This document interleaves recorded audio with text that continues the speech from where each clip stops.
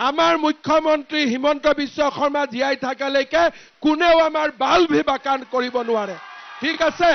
আপোনালোকে সকলোকে ক'ব যে হিমন্ত বিশ্ব শৰ্মা আছে আমাৰ কোনো চিন্তা নাই আমি আৰামত শুই থাকিম কিবা হলে হিমন্ত বিশ্ব শৰ্মা সামনত আহিব আমি কাৰো কাৰণে চিন্তা নকৰো মামা আছে মানে আমি আছো ডাইৰেক্ট কথা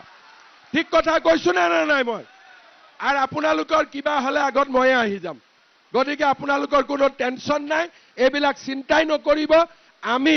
কাক উচ্ছেদ কৰিব লাগে এইটো এটা বেলেগ ডিপাৰ্টমেন্ট হয় সেইটো ডিপাৰ্টমেন্ট বেলেগ ব্যৱস্থা সেইটো ডিপাৰ্টমেন্ট কিন্তু আমাৰ ভাৰতীয় মানুহ অসমীয়া মানুহ কোনেও কেতিয়াও এভিকশন হ'ব নোৱাৰে এই কথাটো আপোনালোকে লিখি লওক ঠিক আছে